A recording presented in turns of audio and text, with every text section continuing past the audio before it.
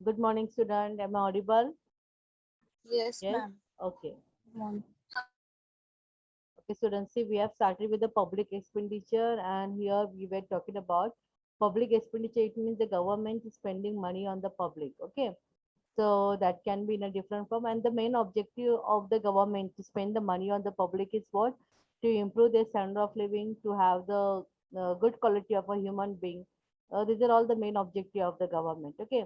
So the way of providing this facility is in the form of like pension, then again the health insurance and the medical benefit, disability benefits, gratuity. Okay. So this all part we have seen. अभी हम लोग ने last time जो पढ़ा था that was all about the employees provident fund and the pension. ठीक है, हम लोगों ने इनके बारे में डिटेलिंग किया था कि what is exactly the EPF and what exactly being given into the pension scheme. Okay, now we'll start with the health insurance and the medical benefit. अभी इसके अंदर क्या होता है वो हम लोग स्टडी करेंगे. And why I'm saying this, these points are very important one because like in the HR, not only in the HR, see you people will also going to get into the job after your TY. So you should know all this kind of a facility कि क्या क्या दिया जाता है government के through और उसको कैसे अवेल करना है, क्या उनका कैलकुलेशन फॉर्मूला रहता है करके. You should know all those things. See, now we are talking about the health insurance and the medical benefit.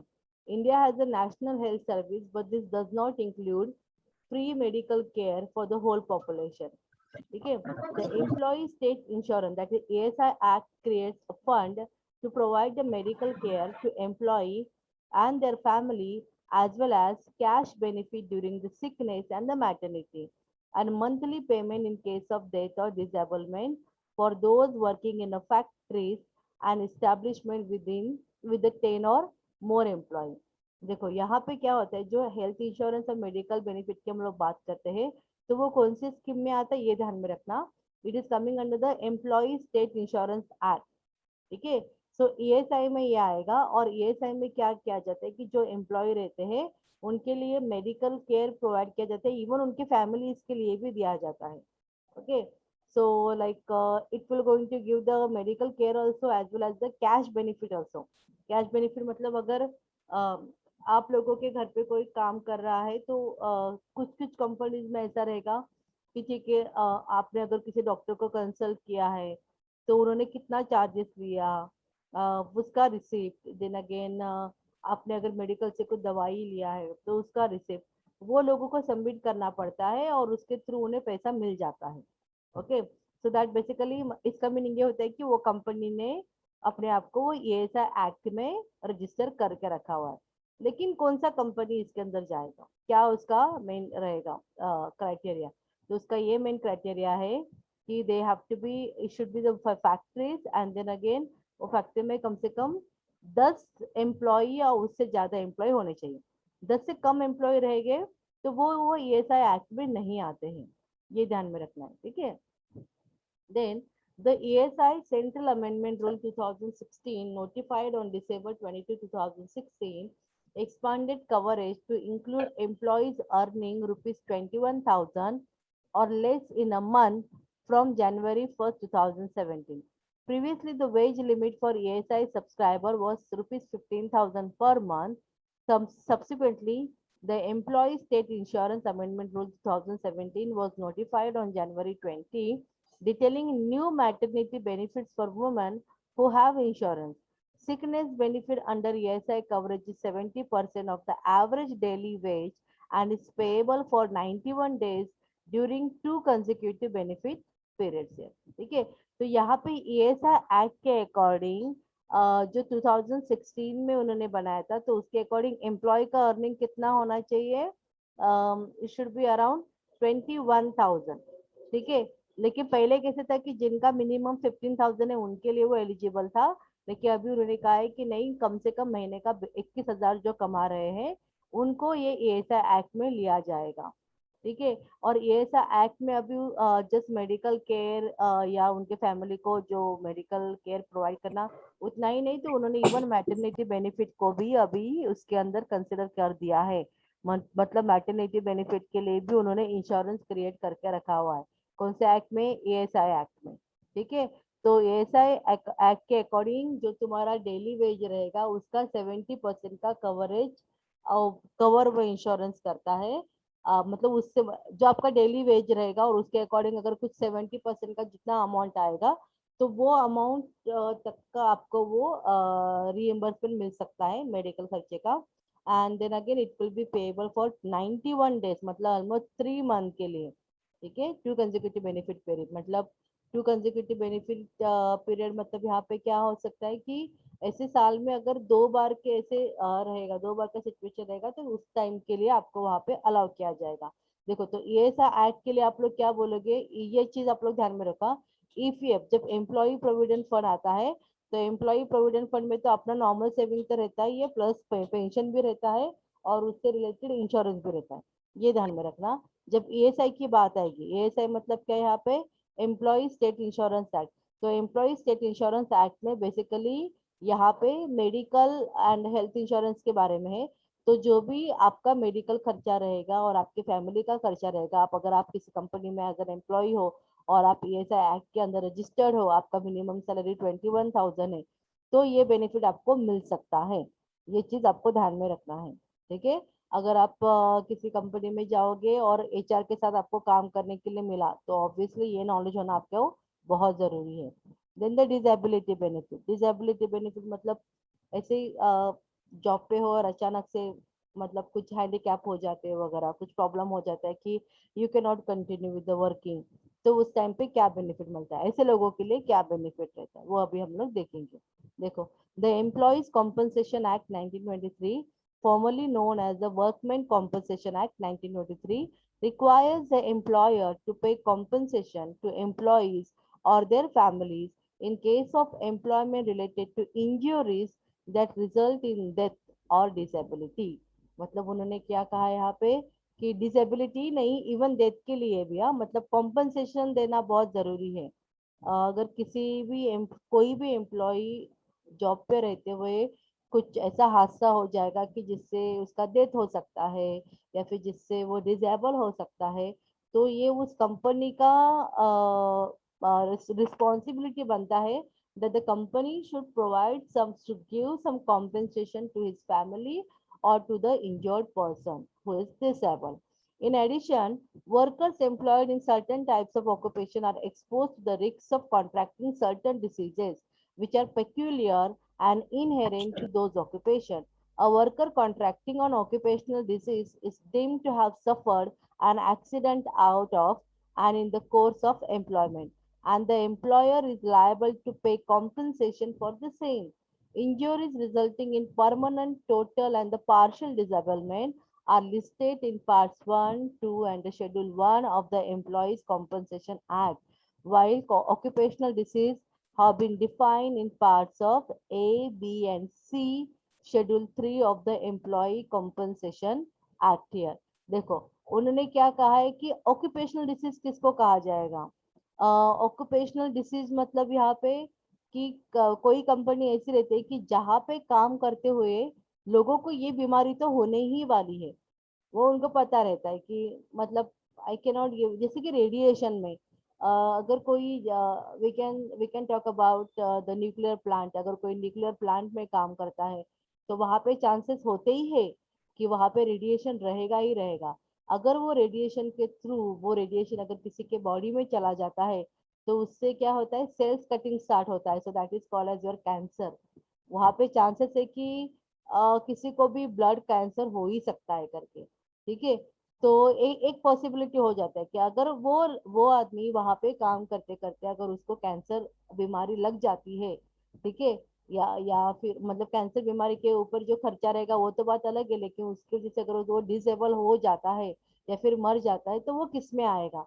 तो ये आपको लेना है एम्प्लॉय कॉम्पनसेशन एक्ट का जो शेड्यूल 1 है, शेड्यूल 1 में वो आएगा। तो कॉम्पनसेशन किस बेस पे रहेगा, पार्ट 1 पार्ट 2, मतलब ये क्या रहेगा कि उसका जो इंजरी है, जो उसको प्रॉब्लम हुआ है, वो परमानेंट है या टोटल है या पार्शियल वे में है, जो बीमारी उसको लगी हुई है, तो उसके अकॉर्डिंग उसको कॉम्पनसेशन दिया जाएगा और इसका डिटेलिंग मिलेगा एम्प्लॉय कॉम्पनसेशन एक्ट के शेड्यूल 1 में, that will be in part 1 and part 2। ठीक है, और कभी कभार क्या होता है कि हाँ, देन यहाँ पे लिखा है while occupational diseases have been defined in parts A, B and C। और कभी कभार मतलब कोई मर जाता है, जैसे कि अगर हम लोग यहाँ पे एग्जांपल लेते हैं इसके बारे में, जो डिलीवरी बॉयज रहते हैं, जो जनरली अगर आप लोगों ने देखा रहेगा कि जोमेटो वगैरह में, ठीक है, तो डिलीवरी बॉयज वो लोग चल के तो नहीं आते, ऑब्वियसली उनके लिए एक कंडीशन रहता है, अगर एज अ डिलीवरी बॉय काम करना है, so they need to have the bike, okay, उनको बाइक चलाना आना चाहिए, ये सब रहता है। तो अगर रास्ते में कुछ हो गया, कुछ एक्सीडेंट वगैरह हो जाता है, उससे अगर उनका डेथ हो जाता है या फिर कुछ इंजरी हो जाती है, तो वो भी शेड्यूल 3 में आएगा, and that will be also cover into the employee compensation act, ठीक है। मतलब देखो यहाँ पे हर चीज को ध्यान में दिया जाता है कि वो ऑक्यूपेशन की वजह से, वो प्रोफेशन की वजह से उनको क्या प्रॉब्लम हो सकता है, और उसका पूरा खर्चा दिया जाता है, ठीक है। अभी अभी मतलब हम लोगों को नहीं, इसी एज अ टीचर मैंने कभी देखा नहीं कि ऐसा कोई इंश्योरेंस हम लोगों को दिया जाता है।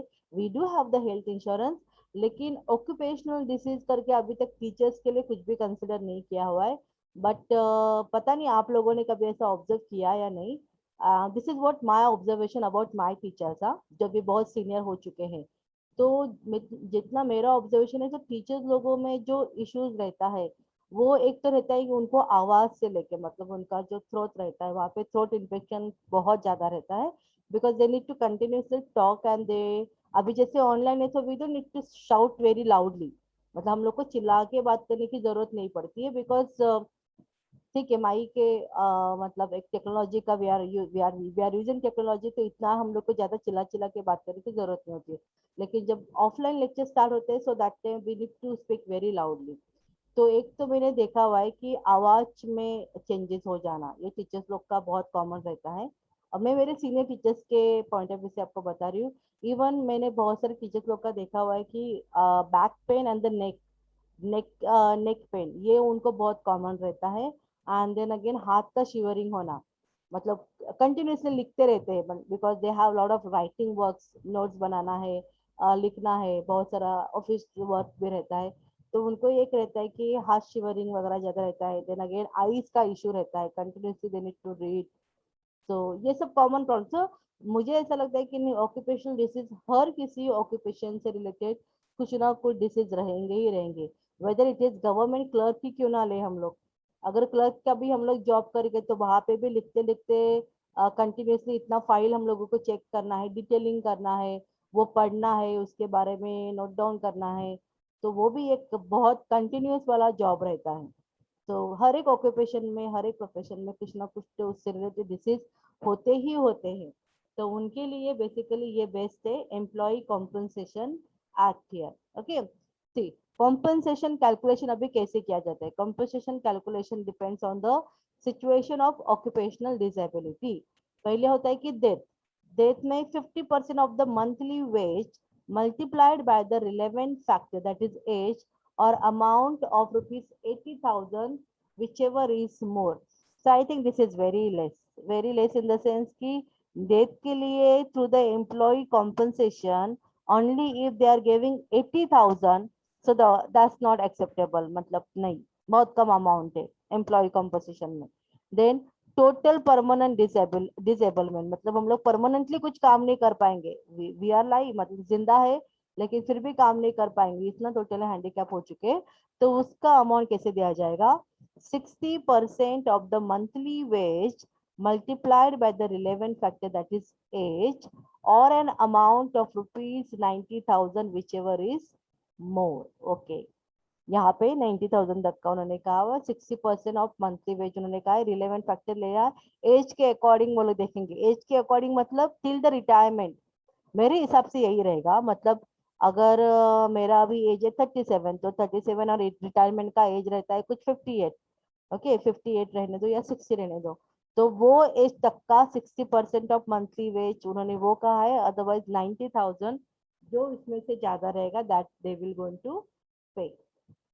Then next day, okay, is this clear to you student. Disability benefit मतलब क्या रहेगा, ये समझा या नहीं समझा, ऑक्यूपेशन से yes ma'am, related, clear. Okay. Now next one year maternity benefit. देखो अभी मैटरनिटी बेनिफिट के बारे में हम लोग देखते हैं। See the maternity benefit amendment act 2017 came into force on April 1 2017। देखो इसका मीनिंग ये नहीं है कि 2017 के पहले मैटरनिटी बेनिफिट नहीं था। नहीं, it was there. Maternity benefit बहुत पहले से है। And for your information, this all benefit, this all what we can say the EPF scheme, then again employee compensation, that all were started by Dr. Baba Saheb Ambedkar. They have taken he has played a very good role in the implementing the labor laws. ठीक है, labour laws में labour के साथ बिल्कुल भी वहाँ पे गलत नहीं होना चाहिए करके उन्होंने बहुत सारे ऐसे लॉज बनाए थे, बहुत सारे ऐसे एक्ट बनाए थे। तो उसमें से ये जो भी हम लोग पढ़ रहे हैं ईपीएफ का, employee compensation, then even the maternity benefit, ये भी उनका ही सजेशन था। ठीक है, से मैटरनिटी बेनिफिट में क्या बताया गया, ये 2017 मतलब ये अभी रिसेंटली कुछ उन्होंने रिकमेंडेशन किए हैं, चेंजेस किए हैं, तो उसके अकॉर्डिंग है। Okay, see the maternity benefit amendment act 2017 came into force on April 1st, 2017 and increased some of the key benefits mandated under the previous Maternity Benefit Act of 1961. The amended law provides women in the organized sector with paid maternity leave of 26 weeks up from 12 weeks for the first two children. For the third child, the maternity leave entitled will be 12 weeks. India now has the third most maternity leave in the world, following Canada 50 weeks का and Norway 44 weeks का। Okay, मतलब उन्होंने कहा है कि India actually maternity benefit में कितना मतलब पे with the leave, sorry live with the pay. ठीक है, मतलब उनको सैलरी भी मिलेगा, तो उसमें कितने महीने का उनको कितने वीक का सैलरी मिलेगा, तो उसके according we are coming at the third rank. First rank पे है कनाडा की, जो मैटरनिटी बेनिफिट के लिए 50 वीक्स का लीव देता है। नॉर्वे देता है 44 वीक्स का, एंड इंडिया देता है 26 वीक का। And India is giving 26 weeks for the first two children, and जो थर्ड चिल्ड्रन रहेगा उसके लिए मैटरनिटी बेनिफिट का जो लीव रहेगा, so that will be for 12 weeks. ठीक है, the act also secure 12 weeks of paternity leave for mothers adopting a child below the age of 3 months, as well as to commissioning mothers, that is biological mother, who opt for surrogacy. The 12-week period in this case will be calculated from the date the child is handed over to the adoptive or the commissioning mother. मतलब अगर हम लोग किसी child को adopt भी करते हैं, लेकिन वो चाइल्ड अगर लेस देन 3 मंथ्स का रहेगा, तो उसके लिए भी हमें मैटरनिटी बेनिफिट में हम लोग लीव के लिए एप्लीकेशन डाल सकते हैं और वो अप्रूव भी होता है। ठीक है, और उतना ही नहीं, इवन अगर कोई लेडी सरोगेसी मदर है तो उसके उसके लिए भी ये मैटरनिटी बेनिफिट दिया जाता है। ओके, देखो ये बहुत अच्छी बात है, ये सब ध्यान में रखना है आप लोगों को। Then in other provision, the law mandate that every establishment with over 50 employees must provide crèche facility within easy distance, which the mother can visit up to 4 times a day. For complicated purpose, company should note that this particular provision will come into effect from July 1st, 2017. मतलब अगर बच्चा है, बहुत छोटा बच्चा है, घर पे केयर करने के लिए उसके लिए कोई नहीं है और वो टोटली मदर्स के ऊपर डिपेंड है फीडिंग के लिए, तो उनके लिए कहा गया है through this maternity benefit act कि एक कंपनी का जिन जहाँ पे 50 एम्प्लॉयज से ज़्यादा एम्प्लॉयज है, उन्होंने उनके ऑफिस के यहाँ पे या फिर उनके कंपनी के बाजू में ही या फिर कंपनी के बाजू में मतलब नियर बाय डिस्टेंस पे ही क्रिच ओपन करना चाहिए। मराठी में भी आते हैं पाड़ना घर। ठीक है, तो उन्होंने वो वहां पे क्रिएट करके रखना चाहिए, so that the mother will going to take care of their babies also. ठीक है, देन द मैटर, और ये रहे यहाँ मैंने भी बहुत जगह पे मतलब 2-3 कंपनी ऐसे देखे हुए मैंने कि जिन्होंने लिटरली क्रिच ओपन करके रखा हुआ है अपने कंपनी के जो लेडीज है, उनके अगर बच्चे, इवन इतना ही नहीं, छोटे बच्चों के लिए नहीं, मतलब जैसे कि अगर कोई स्कूल में जाता हुआ बच्चा भी रहेगा तो स्कूल में स्कूल होने के बाद में वो लोग लिटरली वो क्रिच में रहते हैं, और बड़े बच्चे भी रहते हैं, ऐसे नहीं कि 3-4 साल वाला ही रहेगा, नहीं ऐसा कुछ नहीं, इवन 12-13-14 साल वाले बच्चे भी वो क्रिच में रहते हैं, जहाँ पे उनके मतलब parents will be quite near by ना, if they are working in that company. तो ये पॉइंट ऑफ व्यू रहता है। और ऐसे मैंने देखा हुआ है कि किया है, बहुत सारे कंपनीज ने ऐसे स्टार्ट भी किया हुआ है, और मेजोरिटी ने तो नहीं किया है, but there are few who have done it. Then under the pre, नहीं अभी हम लोग कहाँ पे थे, the maternity benefit act introduce the option for women to negotiate work from home if they reach an understanding with their employer after the maternity leave end. मतलब अगर maternity leave भी एंड हो जाता है उसके बाद में भी, if mother really wanted to go with the work from home और वो कन्विंसिंग है और वो सच्ची में वो उसको इफेक्टिवली कर पाते हैं, then company should allow to do the work from home. ठीक है, वैसे वो करने के लिए अलाउ करना चाहिए. Then under the pre existing maternity benefit act of 1961, every woman is entitled to and her employer is liable for the payment of maternity benefit at the rate of the average daily wage for the period of the employee's actual absence from work. Apart from 12 weeks of salary, a female worker is entitled to a medical bonus of rupees 3,500 also. ठीक है, उनको मतलब 12 week का salary मिलेगा, वो तो एक बात अलग है, उसके साइड बाय साइड उनको मेडिकल बोनस भी मिलना, मतलब वो लोग डिमांड कर सकते हैं. Okay. Then the 1961 act said that in the event of miscarriage or the medical termination of pregnancy, the employee is entitled to 6 weeks of paid maternity leave. Okay, employees are also entitled to an additional month of paid leave in case of complication arising due to pregnancy, delivery, premature birth, miscarriage, medical termination, tubectomy operation. So उन्होंने कहा कि tubectomy operation रहेगा तो 2 weeks in the case रहता है, लेकिन अगर miss carriage वगैरह ऐसे कुछ प्रेगनेंसी के कुछ इश्यूज हो जाते हैं तो उनके लिए 6 वीक्स का लीव एप्लीकेबल है.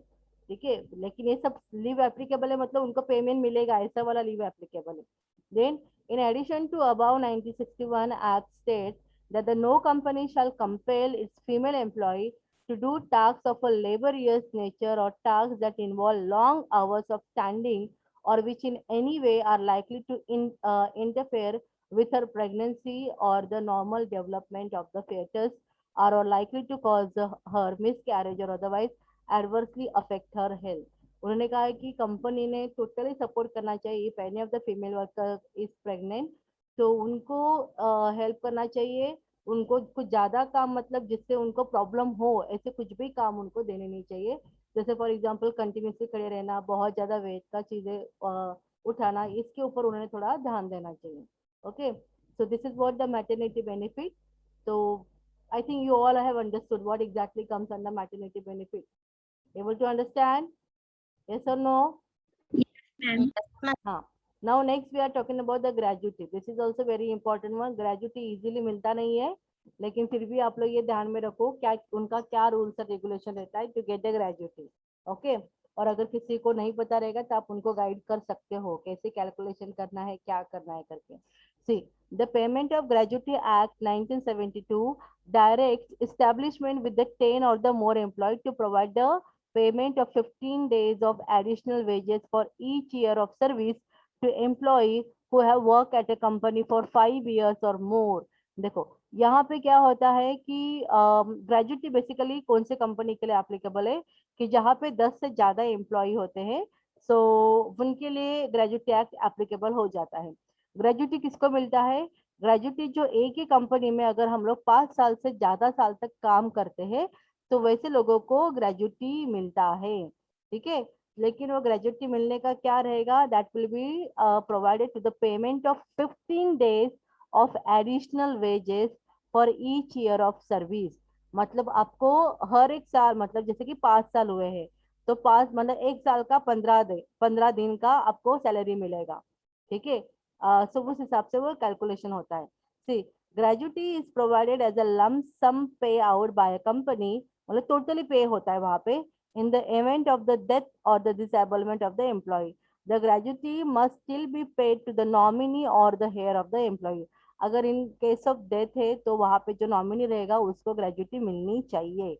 The employer can however reject the payment of gratuity to an employee if the individual has been terminated from the job due to any misconduct.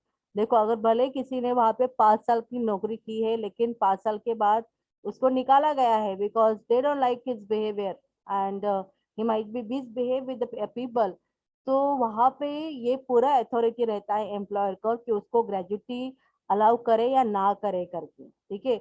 आप बोलोगे कि एज पर रूल तो मेरा 5 year complete हुआ है, then I should get it. लेकिन वहां पे अगर एम्प्लॉयर ने रिजेक्ट किया कि नहीं मिलेगा, तो उनको वो प्रूव करना पड़ेगा कि क्यों नहीं दे रहे और इतना क्या मिसकंडक्ट कर दिया आप लोगों ने कि जिसकी वजह से आपको नहीं दिया जाता है करके, तो वो भी एक केस रहता है, ठीक है। In such a case of forfeiture, there must be a termination order containing the charges and the misconduct of the employee। जैसे मैंने आपको कहा कि प्रूफ बताओ, आप उसको निकाल रहे हो ना, पार्सल हो गया है, तो निकालने का रीजन भी वहां पे लिखना चाहिए कि क्यों निकाल रहे हैं करके। So with that reason, the employer can say, yes, I don't want to pay you the gratuity also। वो कह सकता है, ठीक है। So gratuity is calculated through the formula mentioned below। देखो gratuity का फॉर्मूला क्या रहता है, लास्ट ड्रॉन सैलरी, मतलब आपने जब छोड़ा तो उस टाइम पे आपको कितना सैलरी था, and into 15 divided by 26 into year of service where, ठीक है। The ratio 15 divided by 26 represent 15 days out of 26 working days in a month। So last drawn salary is equal to basic salary plus dearness allowance। तो यहाँ पे last salary मतलब क्या रहना है कि जो तुम लोगों का बेसिक सैलरी रहेगा वो प्लस डीए, डीओ, वो चीजों को वो लोग काउंट करेंगे as your last drawn salary, ठीक है। एंड 15/26 क्या इंडिकेट कर रहा है कि 26 में से 15 दिन हम लोग कंसिडर कर रहे हैं। एंड ईयर ऑफ सर्विस मतलब क्या रहेगा कि कितना साल तक आपने काम किया, तो 5 साल तक तो काम किया ऑब्वियसली, लेकिन आप लोगों ने 6 साल काम किया रहेगा, 7 साल काम किया रहेगा, तो उसके अकॉर्डिंग ईयर ऑफ वर्किंग के अकॉर्डिंग आपको वो पेमेंट मिलेगा ग्रेजुटी का, ठीक है। द ईयर ऑफ सर्विस और ये फॉर्मूला आपको पूछा जाता है स्टूडेंट इंटरव्यू के टाइम पे कि what is the formula for calculating the gratuity. तो आप लोग के ध्यान में रखो कि ग्रेजुटी में क्या रहता है, मीनिंग क्या रहता है इसका, ठीक है। आपको ये भी क्वेश्चन किया जाएगा कि ग्रेजुटी सबके लिए एप्लीकेबल होता है क्या, तो आप बोलेंगे कि नहीं, ग्रेजुटी एक्चुअली जो लोगों ने 5 साल से ज्यादा साल के लिए काम किया उनके लिए ही एप्लीकेबल रहता है। ओके, तो कौन सा कंपनी ग्रेजुटी एक्ट में आता है, तो आप बोलेंगे कि जो कंपनी के पास में 10 एम्प्लॉय से ज्यादा एम्प्लॉय है वो ग्रेजुटी एक्ट में एप्लीकेबल होता है। उसके बाद में पूछा जाएगा कि ग्रेजुटी जो रहता है तो वो रिजेक्ट कर सकते हैं, ये अथॉरिटी है क्या एम्प्लॉयर को, आप बोलेंगे हाँ ये अथॉरिटी है। वो पूछेंगे कि क्यों अथॉरिटी है ऐसा, मतलब क्या बेस पे वो लोग रिजेक्ट कर सकते हैं। देन आप लोग वहाँ पे बता सकते हो कि जब अगर किसी को निकाला गया है and if they are not satisfied with the way he is working और उसने कुछ मिसकंडक्ट किया है, तो वो उस बेसिस के अकॉर्डिंग उसको ग्रेजुटी रिजेक्ट कर सकते हैं। ये सब कॉमन क्वेश्चन है और ये इंटरव्यू में पूछे जाते हैं। Okay, then listen, year of service are rounded up or down to the nearest full year। For example, if the employee has a total service of 10 years, 10 months and the 25 days, then 11 years will be factored into the calculation। ठीक है, मतलब वहाँ पे थोड़े बहुत दिनों के लिए अगर उसका 1 साल कंप्लीट नहीं हो रहा है तो उसका इतना टेंशन नहीं रहता, उसको वो लोग फिर से फिर भी कैलकुलेट करते हैं as a full 1 year. Gratuity is exempt from taxation provided that the amount does not exceed 15 days salary for every completed year of service calculated on the last drawn salary। ठीक है, subject to maximum rupees 10 lakh। It is important to note that an employer can choose to pay more gratuity to an employee, which is known as ex gratia and is voluntary contribution। Ex gratia is subject to tax here। देखो उन्होंने कहा है कि generally gratuity को tax में नहीं consider किया जाता है, अगर जो ग्रेजुटी का अमाउंट आएगा उसके ऊपर टैक्स लगेगा ऐसा नहीं रहता है। लेकिन वहां पे और एक चीज कहा है कि मैक्सिमम लोगों को टैक्स ग्रेजुटी कितना मिलता है, so maximum the people can get the 10 lakh rupees, ठीक है। भले वो गवर्नमेंट एम्प्लॉय रहने दो या फिर प्राइवेट एम्प्लॉय रहने दो, लेकिन उनको मैक्सिमम ग्रेजुटी मिल सकता है 10 लाख का। अभी ये डिपेंड रहता है उस एम्प्लॉयर के ऊपर कि उनको 10 लाख से ज्यादा देना है। अगर वो 10 लाख से ज्यादा ग्रेजुटी अमाउंट देता है तो वहां पे उनको वो टैक्स लगेगा, ठीक है, वो टैक्स में आता है। Then the low income support, low income support may be offered in various form by the government। One is income support, a means tested benefit paid to the certain group of people who do not have enough money to live on। It may include housing benefit and other help, for example with health costs and free school meals। Support for people with a low or no income could also take the form of subsidies or food and the fuel, low or no health care costs and food ration। देखो यहाँ पे ठीक है, हम लोग का gratuity तो हो गया, जिनका इनकम बहुत कम है, ऐसे लोगों के लिए गवर्नमेंट क्या बेनिफिट देता है? तो ऐसे लोगों के लिए गवर्नमेंट क्या बेनिफिट देता है? तो उनके लिए जो फूड अवेलेबल रहेगा, जो फ्यूल अवेलेबल रहेगा, वो सब्सिडाइज रेट में देता है। ठीक है, सब्सिडाइज रेट में भी देता है, कभी कभार फ्री ऑफ कॉस्ट में भी देता है। जैसे हम लोगों ने देखा ना कि depend upon the ration card, 1 रुपए में 1 रुपए क्या, 1 rupees KG wheat and the rice, वो सब क्या है? these are all the subsidized food only. तो जिनका इनकम कम है उनके लिए ऐसा गवर्नमेंट हेल्प करता है। Then the social insurance program. Social insurance is a public insurance program that provides protection against the various economic risks. Example, loss of income due to sickness, old age, or unemployment, and in which participation is compulsory. Social insurance is considered to be a type of social security, and in fact, the two terms are sometimes used interchangeably. Then social insurance rests on the widespread acceptance. अच्छा, यहाँ पे देखो, मैं आपको simple में बताती हूँ। Social insurance मतलब जनरली हम लोग क्या बात करेंगे? When we will talk about the pension facility, वो सोशल इंश्योरेंस में आ जाता है। जब हम लोग स्कॉलरशिप की बात करते हैं, तो वो एक सोशल बेनिफिट में आ जाता है। अगर हम लोग बात करते हैं अनएम्प्लॉयमेंट बेनिफिट की, सोशल सिक्योरिटी में आ जाएगा। एजुकेशनल लोन अगर आप लेते हो तो वो सब्सिडाइज रेट में मिलता है, so that also coming into your social security. So this way the government is spending money on the public. Are you able to understand student all this point? समझा आपको या नहीं? Yes, ma'am. Yes, ma'am. और ये सब बहुत अच्छे points है, और ये सारे पॉइंट के साथ आप लोग फ्यूचर में डील करने वाले हैं। तो आपको ये सब कुछ नॉलेज होना बहुत जरूरी है। Though you will be act as in account section, लेकिन फिर भी आप कहीं ना कहीं पे तो काम करोगे ही करोगे, तो आपको ये सब बेनिफिट मिलने चाहिए, ये बहुत जरूरी है। ओके, तो आपको ये ध्यान में रखना है। Now this again the next one year effect on production and the distribution. No need to study this much, because हम लोग यहाँ पे बेसिकली पब्लिक एक्सपेंडिचर की बात कर रहे हैं। तो पब्लिक मतलब गवर्नमेंट किन किन चीजों के ऊपर एक्सपेंडिचर करता है, वही चीज हमें जानना बहुत इंपॉर्टेंट है। So that part we have seen. So we are winding up with the chapter number 17। Okay, now only few chapters are remaining student. मैं आपको उसको मतलब एक इन जनरल में मुझे जो जो इम्पोर्टेंट लगता है कि ये आपके लिए इम्पोर्टेंट है from the examination point of view and for your future point of view also, तो मैं वो चैप्टर लिया करूंगी आपका अभी आगे से। Okay, yes, Yes, ma'am. Yes, Okay, ma'am. ma'am. Okay okay okay. चलो हम लोग अटेंडेंस दे लेते तब तक। You just see whether I am giving attendance to all of you, अगर किसी को नहीं दिया तो फिर बोलो फिर।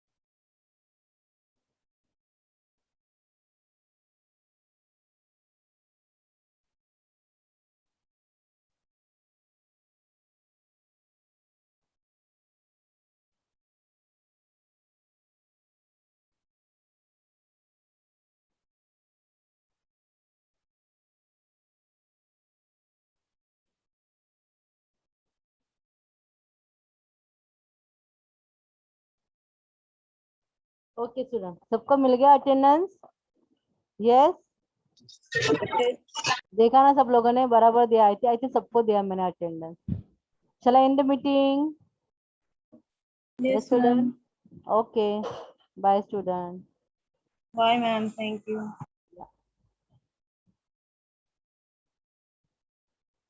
अरे